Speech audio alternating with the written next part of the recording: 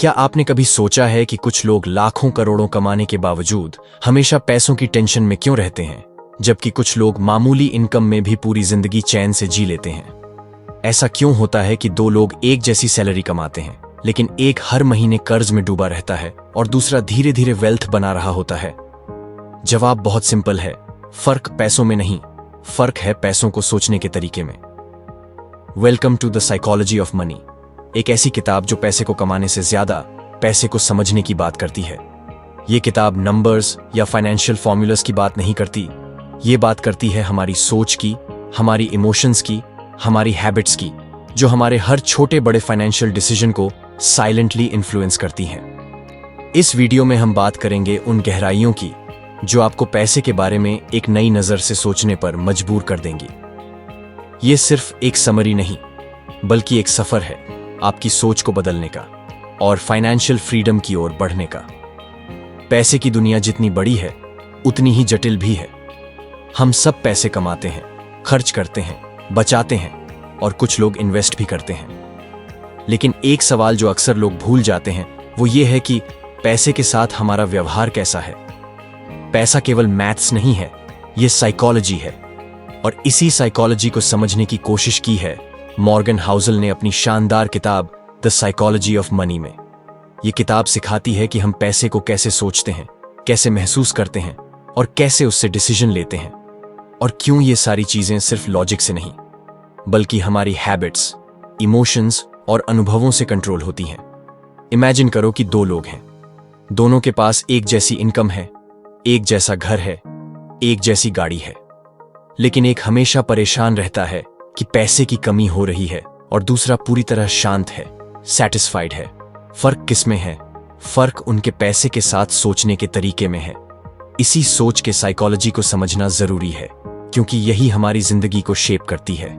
Morgan Housel बताते हैं कि पैसा कमाने और पैसा संभालने में बहुत बड़ा फर्क है।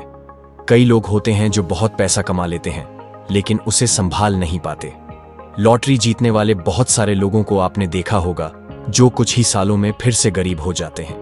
वहीं दूसरी तरफ ऐसे लोग भी होते हैं जो एक छोटी सी सैलरी में भी पैसा बचा लेते हैं, इन्वेस्ट कर लेते हैं और लंबी रेस के घोड़े बन जाते हैं। रीजन क्या है? रीजन है पेशेंस, डिसिप्लिन और सबसे जरूरी सोचने का तरीका। पैसे के साथ सबसे बड़ी गलती जो लोग करते हैं वो ये मानना है कि पैसा केवल लॉजिक से हैंडल किया जा सकता है, लेकिन सच ये है कि हम पैसे से जुड़े डिसीजंस इमोशन के साथ लेते हैं। फियर, ग्रीड, जेलसी, ये सब हमारी फाइनेंशियल डिसीजंस को डायरेक्ट करते हैं। किसी दोस्त ने क्रिप्टो में इन्वेस्ट किया और करोड़पति बन गया। अब हमें भी लगने लगता है कि हम भी उसी रास्ते चलें, लेकिन हम ये नहीं सोचते कि हमारी रिस्क टेकिंग कैपेसिटी क्या है, हमारी जरूरतें क्या हैं और हमारा गोल क्या है। इस किताब में एक बहुत पावरफुल कॉन्सेप्ट है, being rich versus being wealthy. Rich होने का मतलब होता है दिखाना, बड़ी गाड़ी, महंगे कपड़े, लग्जरी वेकेशंस, लेकिन वेल्थी होने का मतलब है वो पैसा जो आप दिखाते नहीं, सेविंग्स, इन्वेस्टमेंट्स और वो फ्रीडम जो आपको डिसीजंस लेने की ताकत देती है। बहुत सारे लोग रिच दिखते हैं लेकिन एक्चुअली ब्रोक होते हैं, क्योंकि उनका सारा पैसा उनके लाइफस्टाइल में चला जाता है। वहीं बहुत से लोग दिखने में साधारण होते हैं लेकिन उनके बैंक अकाउंट्स में लाखों करोड़ों होते हैं। इसलिए गोल रिच दिखने का नहीं, वेल्थी बनने का होना चाहिए। अब बात आती है कंपाउंडिंग की, जिसे आइंस्टाइन ने दुनिया का 8वां आश्चर्य कहा था। कंपाउंडिंग सिर्फ पैसा बढ़ाने की टेक्निक नहीं है, ये पेशेंस और कंसिस्टेंसी की रिवॉर्ड है। वॉरेन बफेट को ही देख लो, उन्होंने ज्यादातर पैसा 50 की उम्र के बाद बनाया। क्यों? क्योंकि उन्होंने बहुत लंबा टाइम मार्केट में बिताया, बिना पैनिक हुए, बिना ग्रीड में डिसीजंस ली। कंपाउंडिंग को काम करने दो और उसके लिए जरूरी है कि आप टाइम के साथ लगे रहो। लोग जल्दी रिच बनने के चक्कर में हर साल स्ट्रैटेजी बदलते रहते हैं, जिससे कंपाउंडिंग का मैजिक काम नहीं कर पाता। इस किताब में एक और गजब की बात कही गई है, इनफ, मतलब आपको जानना होगा कि आपके लिए कितना काफी है। बहुत से लोग पैसे के पीछे ऐसे भागते हैं जैसे कभी रुकने का इरादा ही नहीं हो, लेकिन जो लोग ये समझ जाते हैं कि कब रुकना है, वो लोग असली फ्रीडम का स्वाद चखते हैं। क्योंकि पैसा कमाना इंपॉर्टेंट है, लेकिन सेटिस्फैक्शन उससे भी बड़ा लग्जरी है। जब तक आप ये नहीं समझते कि मेरे लिए क्या काफी है, तब तक आप कभी सेटिस्फाइड नहीं हो सकते चाहे जितना भी कमा लो। ऑथर ये भी बताते हैं कि लोग अपने समय को पैसे के साथ एक्सचेंज करते हैं। मतलब हम जो पैसे कमाते हैं वो किसी चीज के लिए ट्रेड ऑफ होता है। हमारी नींद, हमारी पीस ऑफ माइंड, हमारा फैमिली टाइम।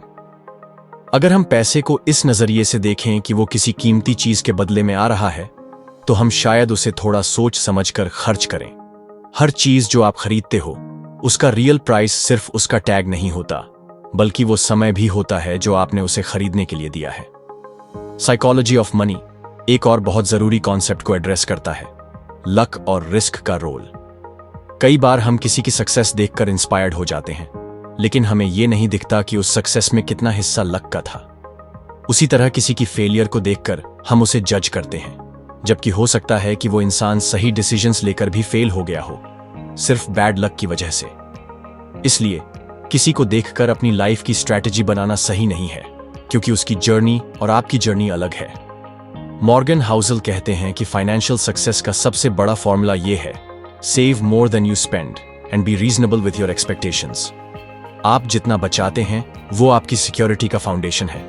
हाई रिटर्न्स की उम्मीद करना आसान है, लेकिन रियल सक्सेस तब आती है जब आप खुद को कंट्रोल करना सीखते हैं। फाइनेंशियल प्लानिंग का मतलब सिर्फ नंबर्स नहीं होता, ये बिहेवियर और माइंडसेट का खेल है।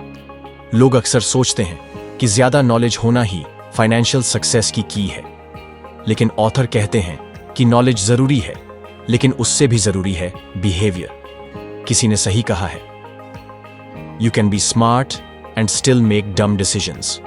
कई बार स्मार्ट लोग भी मार्केट में इमोशनल डिसीजंस लेकर बड़ी लॉसेस कर बैठते हैं। इसीलिए हमेशा नॉलेज को ईगो नहीं बनने देना चाहिए। ह्यूमिलिटी और फ्लेक्सिबिलिटी ज्यादा जरूरी हैं। और जो चीज शायद सबसे ज्यादा पावरफुल है इस किताब में, वो है इंडिपेंडेंस। पैसा आपको चीजें खरीदने की आजादी देता है, लेकिन उससे भी ज्यादा इंपॉर्टेंट है कि वो आपको अपना टाइम कंट्रोल करने की आजादी देता है। इमेजिन करो कि आपको किसी का परमिशन नहीं लेना कि कब काम करना है, कब छुट्टी लेनी है, कब फैमिली के साथ टाइम स्पेंड करना है। यही असली लग्जरी है, और ये लग्जरी पैसे से नहीं, पैसे के साथ सही व्यवहार से आती है। इस किताब से एक बहुत वैल्यूएबल सीख ये मिलती है कि do not aim to be the richest, aim to be free. Financial freedom का मतलब है stress free life, better decisions और इनर पीस। आप तब तक रिच नहीं हो सकते जब तक आप इमोशनली पुअर हों, और इमोशनल रिचनेस तब आती है जब आप पैसे को अपने ऊपर कंट्रोल नहीं करने देते, बल्कि खुद उस पर कंट्रोल रखते हैं। इसीलिए ऑथर यही सलाह देते हैं कि एक पर्सनल फाइनेंशियल स्ट्रैटेजी बनाओ जो आपकी पर्सनैलिटी, आपकी प्रायोरिटीज और आपके लॉन्ग टर्म गोल्स के साथ मैच करती हो। और सबसे जरूरी, वो स्ट्रैटेजी सस्टेनेबल होनी चाहिए। Shortcuts, get rich quick schemes या दूसरों की देखा देखी चलने से टेम्पररी एक्साइटमेंट तो मिल सकती है, लेकिन लॉन्ग टर्म सक्सेस नहीं।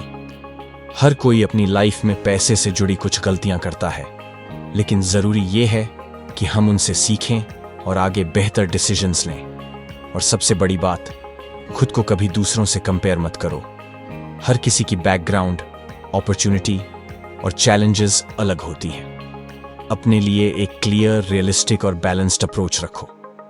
अब जब आप ये बातें समझ गए हो, तो एक सवाल खुद से पूछो, मैं पैसे को कंट्रोल कर रहा हूं या पैसा मुझे कंट्रोल कर रहा है? अगर आप इस सवाल का ऑनेस्ट जवाब दे सकते हैं, तो समझो कि आप इस किताब की कोर फिलॉसफी को समझ चुके हो। द साइकोलॉजी ऑफ मनी सिर्फ पैसे के बारे में नहीं है, ये एक मिरर है जो आपको आपकी फाइनेंशियल थिंकिंग दिखाता है। ये सिखाता है कि कैसे पेशेंस, ह्यूमिलिटी, डिसिप्लिन और क्लैरिटी के साथ आप एक ऐसी लाइफ बना सकते हो जो न सिर्फ फाइनेंशियली सिक्योर हो, बल्कि मेंटली पीसफुल भी हो। क्योंकि आखिर में पैसा एक टूल है, और ये टूल आपके काम तभी आएगा जब आप इसे सही तरीके से यूज करना सीख जाओगे। तो दोस्तों, आज जब आप इस वीडियो को बंद करेंगे, तो अपने बैंक बैलेंस से ज्यादा अपने माइंडसेट पर ध्यान दीजिए। ये मत सोचिए कि आपके पास कितना पैसा है, बल्कि ये सोचिए कि आप पैसे के बारे में कैसा सोचते हैं। क्योंकि असली अमीरी बैंक अकाउंट में नहीं, सोच में होती है। और अगर सोच सही हो गई, तो पैसा अपने आप सही रास्ते पर चलने लगेगा। द साइकोलॉजी ऑफ मनी हमें सिखाती है कि समझदारी से, पेशेंस के साथ और खुद के प्रिंसिपल्स पर टिके रहकर आप एक ऐसी लाइफ बना सकते हैं जहां पैसा आपके डिसीजंस को नहीं, बल्कि आप अपने पैसों को कंट्रोल करते हैं। अगर आपको ये बातें वैल्यूबल लगीं तो इस वीडियो को लाइक और शेयर जरूर कीजिए, ताकि और लोग भी पैसे को केवल कमाने नहीं, समझने की भी कोशिश करें। और अगर आप चाहते हैं कि हम ऐसे और भी डीप और इंस्पायरिंग बुक समरीज आपके लिए लाते रहें तो चैनल को सब्सक्राइब करना मत भूलिए। ध्यान रखिए, पैसा आता जाता रहता है, लेकिन पैसा सोचने का तरीका अगर एक बार समझ आ गया तो जिंदगी बदल सकती है। मिलते हैं अगले वीडियो में एक नई किताब के साथ, एक नई सोच के साथ। तब तक के लिए सोचिए, समझिए और स्मार्ट डिसीजंस लीजिए।